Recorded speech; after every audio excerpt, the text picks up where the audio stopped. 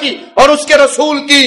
فَإِن تَوَلَّوْا اگر رسول کی اطاعت سے تم نے منہ موڑ لیا فَإِنَّ اللَّهَ لَا يُحِبُّ الْكَافِرِينَ تو اللہ ایسے کافروں سے محبت نہیں کرتا. یا ایھا الذین آمنوا اطیعوا اللہ واطیعوا الرسول واولی الامر منکم اطاعت کرو اے مومنو اللہ کی, اس کے رسول کی, اپنے اولی الامر کی, اپنے حاکم کی, مسلمان کی. فَإِن تَنَازَعْتُمْ فِي شَيْءٍ ادب رسول کا مقام سمجھیے.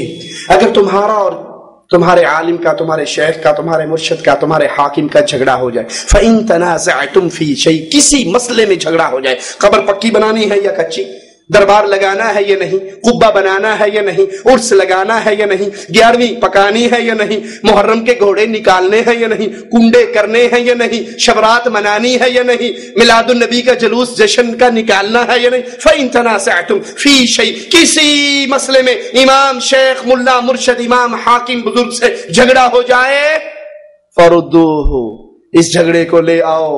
کہاں؟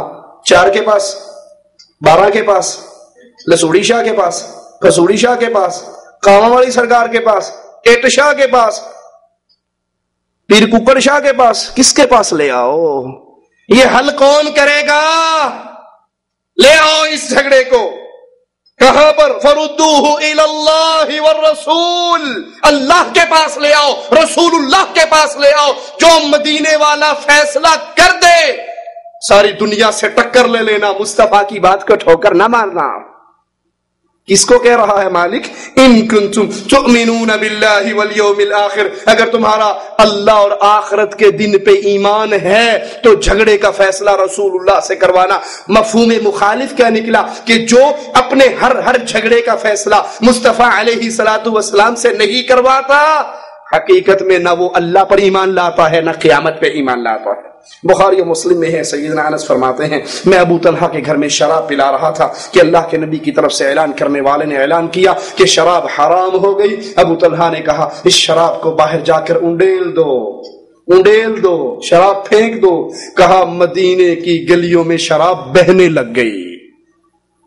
شراب پینے کے عادی, نسل ہا نسل شراب پینے والے, فرمان مصطفیٰ آیا شراب حرام.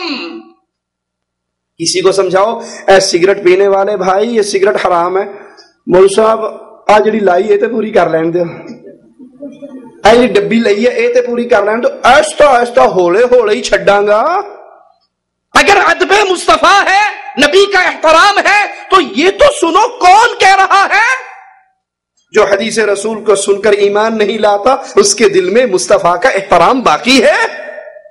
ابو داؤد میں ہے اللہ کے نبی صلی اللہ علیہ وسلم مسجد سے نکلے, عورتوں اور مردوں کو مسجد میں اکٹھے چلتے ہوئے, مسجد کے راستے پہ اکٹھے چلتے ہوئے دیکھا, غضبناک ہو گئے. کہا مردوں تم راستے کے درمیان میں چلا کرو, عورتوں تمہیں درمیان میں چلنے کا کوئی حق نہیں ہے, تم راستے کے کونوں اور کناروں پہ چلا کرو. راوی حدیث کہتے ہیں عورتیں دیواروں سے ایسے لگ کے چلتی کہ ان کے کپڑے پتھروں میں اٹک جایا کرتے تھے. کس کا اختلاط اللہ کے نبی نے برداشت نہیں کیا؟ کس کا؟ نمازی صحابہ اور صحابیات. کہاں سے نکلے تھے؟ پانڈا مارکیٹ سے, سوق حسین سے, شادی کی محفل سے. ہمارے پلے بھی غیرت ہے, بیوی کو لا کر پانڈا مارکیٹ میں چھوڑ دیتے ہیں, تو کر لا شاپنگ, گھنٹے بعد آ کے لے لوں گا. یہ بھیڑ بکری کی طرح جہاں مرضی منہ مارتی رہے. ہماری بھی غیرت ہے کوئی؟ اپنے دوستوں کی شادیوں میں اپنی بیویوں کو بنا سجا کر لے جانے والوں, تمہارا بھی کوئی رشتہ ہے مصطفیٰ علیہ السلام سے؟ یہ مسجد سے نکلی, نکلنے والے بھی کون تھے؟ ابو بکر, عمر, عثمان و علی. نکلنے والی کون تھی؟ فاطمہ, عائشہ, حفصہ, میمونہ. نکلنے والے بھی عظیم, نکلنے والیاں بھی عظیم. اور نبی نے ان کے اختلاط کو برچند پسند نہیں کیا. مولوی صاحب کیا کرے, اپنی بیٹی کو او لیول کروانے کے لیے میں نے جس کالج میں ایڈمیشن دلوایا ہے وہاں کو ایجوکیشن ہے, ہم تو مجبوری ہے. مولوی صاحب میرا خیال ہے گناہ تو نہیں ہوئے گا نا؟ پھر آ کر پوچھتے ہیں مولوی صاحب کوئی تعویذ دے دو. کیا ہوا؟ پوری نکل گئی. یہ آپ نے خود نکالا ہے اس کو. جس گندے کالج میں آپ نے اس کو ڈالا, جس کو ایجوکیشن کے ماحول میں اس کو پروان چڑھایا, اب تعویذ لینے کے لیے آئے ہو, تعویذ دے دو کڑی گھر واپس آ جائے. 16 سال تو آپ نے اس کو بھگانے کے لیے لگائے ہیں, اب واپس آنے کے لیے کتنا انتظار کرو گے؟ یہ مومنوں کی غیرت نہیں ہے. اللہ کے لیے غیرت ایمانی کو اپنے دل میں جگاؤ. بیٹی آپ کی ہے اور آپ ایک جوان لڑکی کو جوان استاد کے ساتھ کمرے کے اندر ٹیوشن پڑھنے کے لیے بٹھا دیتے ہیں اور باہر گیٹ پہ لکھ کر لگا دیتے ہیں کوئی تنگ نہ کرے. بٹیا فزکس کی ٹیوشن پڑھ رہی ہے, انگلش کی ٹیوشن پڑھ رہی ہے, 6 مہینے ٹیوشن پڑھتی ہے اور پھر جا کے کورٹ میں لو میرج کر لیتی ہے. اس بغیرتی کے لیے اے ظالم تو نے خود اس کو تیار کیا ہے. مسجد سے نکلنے والے صحابہ اور صحابیات کے اختلاط کو مصطفیٰ برداشت نہ کرے اور بے پرد ماحول کے اندر اپنی بچیوں کو آزاد چھوڑ دینے والوں, تمہاری غیرت کہاں ہے؟ صحیح بخاری میں ہے امام الانبیاء نے 16 ماہ یا 17 ماہ بیت المقدس کی طرف منہ کر کے نماز پڑھی. دل میں آپ کے تھا کہ میرا منہ بیت اللہ کی طرف, کعبہ کی طرف ہو جائے. حکم آ گیا, آپ نے نماز پڑھی, ایک صحابی نے آپ کے پیچھے نماز پڑھی اور پھر جب وہ نکلے, جن بھائیوں نے مدینہ شریف کی زیارت کی ہے انہوں نے دیکھا ہوگا مسجد قبلتین مشہور ہے, وہاں سے گزرے قوم ابھی بیت المقدس کی طرف منہ کر کے نماز پڑھ رہی تھی.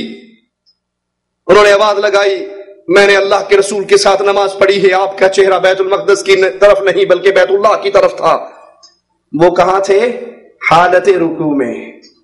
حالت رکوع میں. ہولے ہولے منائیں گے جی, دعا کرو, حدیث سن کے دعا کرو, اللہ عمل کی توفیق عطا فرمائے. دعا بہت ہو گئی, اب دوا کی ضرورت ہے. حالت رکوع میں ہی اپنا چہرہ بیت المقدس سے ہٹا کر بیت اللہ کی طرف کر لیا. یہ رسول اللہ کا ادب ہے. حکم آ گیا تو ایک لمحے کی تاخیر نہیں ہو سکتی. عبداللہ ابن رواحہ مسجد کی طرف آئے, اللہ کے نبی خطبہ ارشاد فرما رہے, آپ نے کسی صحابی کو کہا بیٹھ جاؤ, یہ بھی مسجد سے باہر ہیں, ان کے پردہ سماعت سے آواز ٹکرائی مصطفیٰ علیہ السلام کی, بیٹھ جاؤ. وہیں پہ بیٹھ گئے, وہیں پہ بیٹھ گئے. یہ نہیں پوچھا کس کو کہا ہے, نام تو میرا نہیں لیا ہے, حدیث تو ہے پر ہمارے مذہب میں نہیں ہے. حدیث تو ہے لیکن چینکے چنانچے چونکے, ہمارے امام صاحب بھی تو بہت بڑے تھے نا. نماز کے بعد کسی نے بتایا آقا آپ نے کہا تھا بیٹھ جاؤ, عبداللہ تو مسجد کے باہر ہی بیٹھ گئے. کہا عبداللہ رسول کی اطاعت کرنے کا جو دل تیرے دل میں جو شوق ہے, اللہ اس شوق کو اور زیادہ کرے. یہ ہے ادب مصطفیٰ صلی اللہ علیہ وسلم. اپنے نبی صلی اللہ علیہ وسلم کی احادیث کو سن کر اس پہ عمل کیا جائے. نبی کے پیاروں سے پیار کرنا, نبی کے دشمنوں سے دشمنی کرنا, یہ ادب ہے مصطفیٰ کا. قرآن حکیم سنیے, لا تجد قوم یؤمنون باللہ والیوم الآخر یوادون من حاد اللہ ورسولہ. لا تجد قوم یؤمنون باللہ, مومنوں میں آپ ایسی قوم نہیں پائیں گے, یوادون من حاد اللہ ورسولہ, جو اللہ اور اس کے رسول کے ساتھ محبت کرتے ہو پھر رسول کے دشمنوں کے ساتھ محبت کرے. جو اللہ اور اس کے رسول کے دشمنوں کے ساتھ محبت کرے, ایسی قوم آپ اہل ایمان میں سے نہیں پائیں گے, اگرچہ وہ ان کے باپ ہو, ان کے بھائی ہو, ان کے رشتہ دار ہو, ان کے عزیز ہو. عبد الرحمن نے کہا تھا بابا 3 مرتبہ تلوار اٹھائی تھی بدر کے موقع پر, نیچے تیرا چہرہ نظر آیا تھا, باپ سمجھ کے چھوڑ دیا تھا. کہا تھا بیٹا خوش نصیب ہے تو, تیری گردن ابو بکر کی تلوار کے نیچے 1 مرتبہ بھی نہیں آئی, اور 1 مرتبہ آ جاتی بیٹا نہ سمجھتا, محمد کا دشمن سمجھ کے کاٹ ڈالتا. آنے والے آئے تھے, مدینے کی دہلیز پہ کھڑے ہو کر تلوار کو بابا کے سینے پہ رکھا تھا.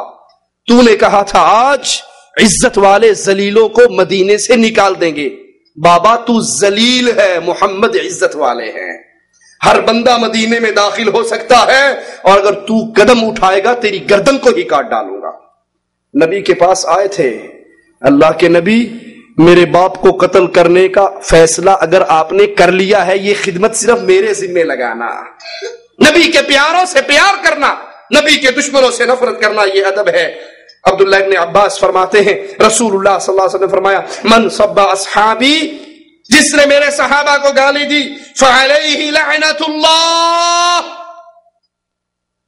تمہاری گلیوں کے اندر مصطفیٰ کے ساتھیوں کو گالیاں دی جاتی ہیں, اور قرآن کیا, میرے نبی کا فرمان کیا ہے, جو میرے صحابہ کو گالیاں دیتا ہے اس پہ اللہ کی لعنت والملائکہ فرشتوں کی لعنت والناس اجمعین، کائنات کے ہر بندے کی لعنت ہو جو ابو بکر عمر پر گالی دیتا ہے، ان کو گالیاں دیتا ہے، جو مصطفیٰ کے ساتھی معاویہ اور ابو سفیان کو گالی دیتا ہے۔